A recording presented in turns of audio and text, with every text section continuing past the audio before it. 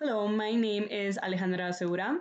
I am a sixth grade math teacher and a graduate student in educational administration.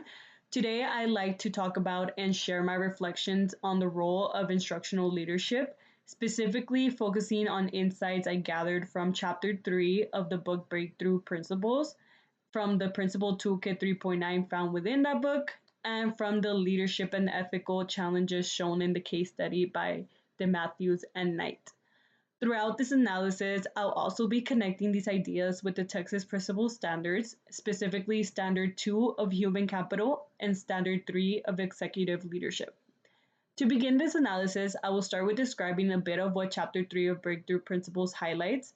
One of the major ideas found within this chapter is that idea that teaching and learning is the core of every school's work.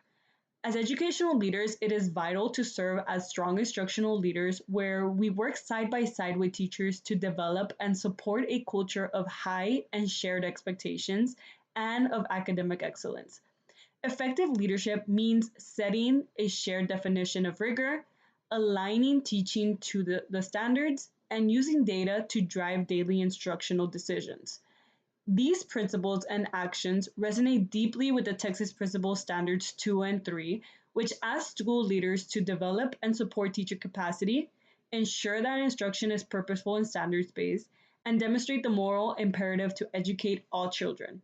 We see this within the example provided in the book with David O'Hara, a principal who took over a struggling school where only 2 out of 60 ninth grade students were on track to graduate. His leadership and commitment to aligning instruction, assessments, and the school culture around a shared vision truly impacted the improvement of the school. His team reworked lessons after analyzing what worked and what didn't, and would even create performance-based assessments that ask students to research deeply and present their findings. This example shows us that effective leaders help teachers grow. They model the best practices and they ensure school systems are designed to support strong instruction. Along with this example, in Chapter 3, the authors presented 4 key levers that principals utilize to improve achievement at their schools within the book. These levers include aligned curriculum, classroom practices and instruction, data, and student-centered differentiation. For this analysis, I will specifically be focusing on Lever 1, which focuses on our understanding of the standards and how they connect to daily instruction, and Lever 3, which focuses on how data is utilized to drive instructional improvement. These levers will be utilized to analyze the questions within the Toolkit 3.9, which provides a framework for how leaders can reflect on and evaluate student progress and learning. When we look at the reflection questions in Toolkit 3.9, some of the questions ask us to consider how teachers assess student progress, how frequent students are assessed, how frequency is monitored, and how evaluation data is analyzed and utilized by teams to improve instruction. I wanted to connect these questions because I feel like the responses are pretty similar and aligned with one another. We know that in effective schools, assessment should be more than just formal assessments like those unit tests and quizzes, but it should also be those informal checks for understanding, those exit tickets, the performance tasks, and the classroom observations. As we see in Chapter 3 with Principal O'Hara, the teachers in this school assess students regularly, not just with tests, but through tasks that require them to demonstrate deep understanding.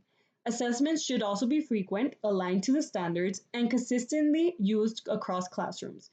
For example, all fourth grade teachers should be using the same common assessments and rubrics so that students are held to the same expectations. Also, by utilizing assessments the same way across classrooms allows for teachers to make those equitable decisions for all their students. As for frequency, I believe schools should be assessing as much as they can, preferably every 1 to 2 weeks. Because with frequent data, teachers are able to understand whether students truly grasp the knowledge and whether they are fully able to apply their knowledge. Also, frequent data provides a detailed awareness of each student's current knowledge and data, which can be utilized to inform instructional planning to better meet the needs of the students. Through frequent data and various forms of assessment, teachers are then able to effectively analyze and utilize data to improve instruction. Data can be used to make real-time adjustments to improve instruction depending on the needs of the student.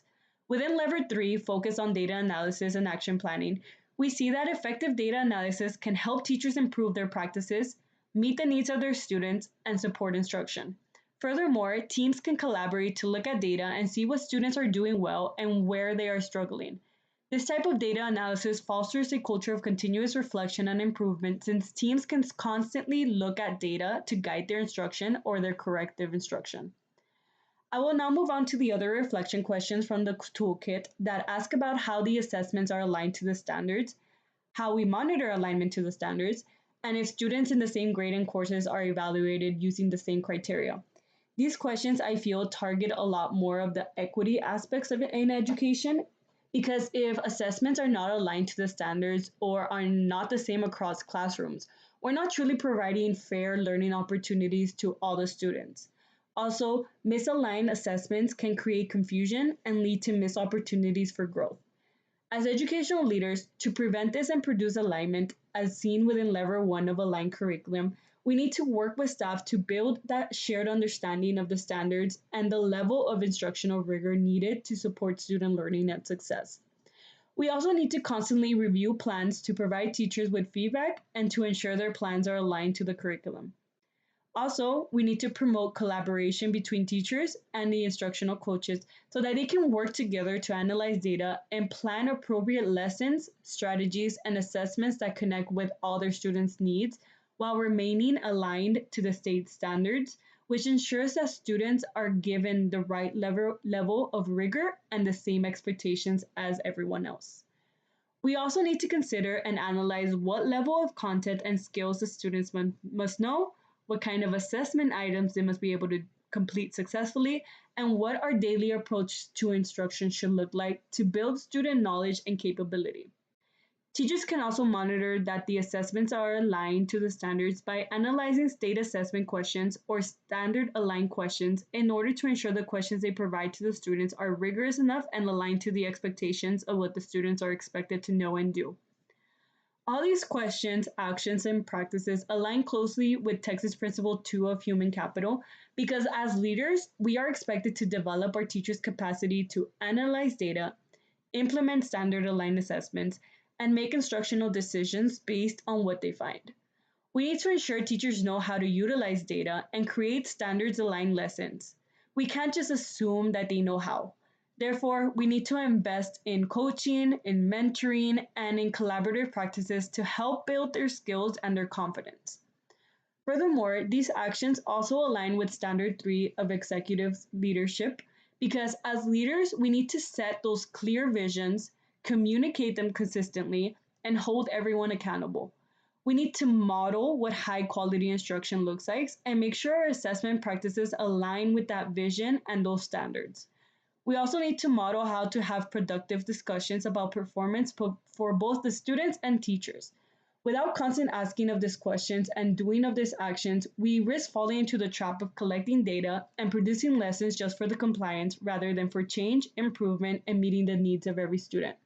This is the kind of issue we see in the DeMatthews and Knight case study, where Principal Martinez, a new principal, learns that her school and district have been collecting and monitoring data not to help the students, but to deny them access to special education services.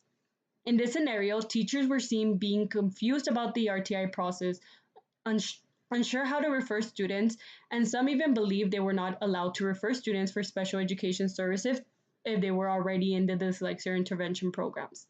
In these types of situations is when principal standards 2 and 3 become critical because as leaders, we need to develop our teachers, build capacity around instructional decisions, and also model integrity and prioritize the well-being of the students. This case challenges us to ask what kind of leaders we want to be and shows us that being ethical, student-centered, and focused on growth is what our schools need the most to improve. In conclusion, effective instructional leadership and strong schools are developed with the promotion of aligned curriculum with the standards and across classrooms, development of teacher capacities, data analysis for instructional decisions and assessments, and high expectations for all students. Toolkit 3.9 provides us with reflective questions that we can utilize to examine how well we're doing that work. The DeMatthews and Knight's case study reminds us that leadership is not just about compliance, but also about courage and improvement. When these understandings are aligned with the Texas Principal Standards 2 and 3, We see how leaders have various responsibilities in setting expectations, supporting teams, and constantly monitoring progress in order to produce learning environments that are effective and moving towards improvement. Thank you.